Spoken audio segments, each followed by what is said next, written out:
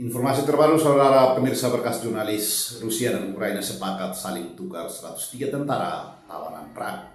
Rusia dan Ukraina kembali melakukan pertukaran tawanan perang. Dalam kesepakatan tersebut, masing-masing pihak membebaskan 103 personil militer yang sebelumnya ditahan sebagai tahanan perang.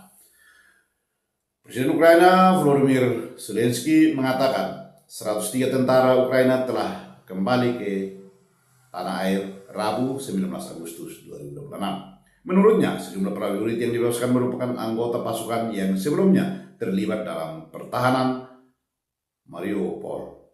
Selain itu, para tentara tersebut berasal dari sejumlah wilayah yang menjadi medan pertempuran di garis depan.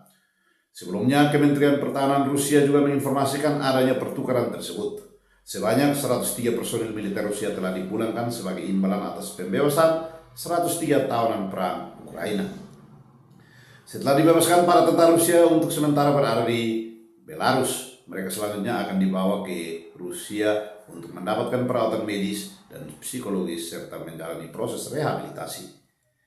Kementerian Pertahanan Rusia menyebut Uni Emirat Arab atau UEA berperan sebagai mediator dalam proses pertukaran tersebut.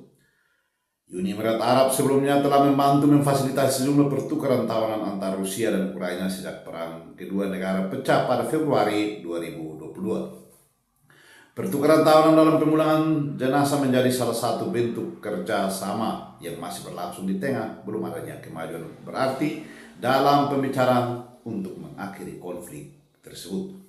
Di sisi lain, Perserikatan Bangsa-Bangsa melaporkan jumlah korban jiwa dari kalangan warga sipil terus meningkat dan telah mencapai tingkat tertinggi sejak periode awal perang kedua negara ini.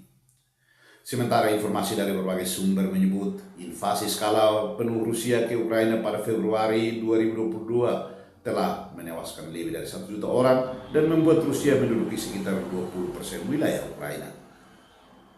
Ukraina membalas dengan serangan pesawat tak berawak jarak yang telah melumpuhkan hingga 40% kapasitas penyulingan minyak di Rusia, sementara Rusia terus membombardir kota-kota di Ukraina. Perundingan yang dimediasi Amerika Serikat antara Rusia dan Ukraina belum menghasilkan gencatan senjata dan kedua pihak tetap terpecah mengenai konsesi teritorial dan jaminan keamanan untuk Ukraina. Sementara informasi yang dirilis CNN pada 17 Agustus 2026, Ukraina melancarkan serangan drone skala besar ke Rusia.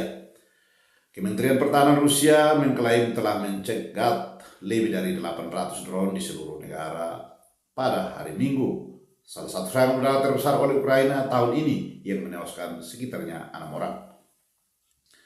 Serangan Ukraina tersebut mencakup lebih dari 600 drone yang diarahkan ke Moskow dan wilayah sekitarnya. Namun hanya 180 yang berhasil ditembak jatuh, menurut Wali Kota Moskow Sergio Sobyanin dalam rilis NBC.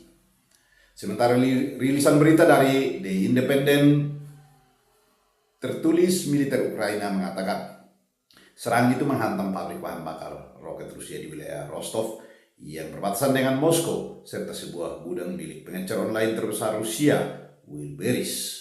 Itulah informasi dari dunia yang dapat kami bagikan ke ruang saudara, para sahabat pemirsa berkas jurnalis di mana saja Anda berada.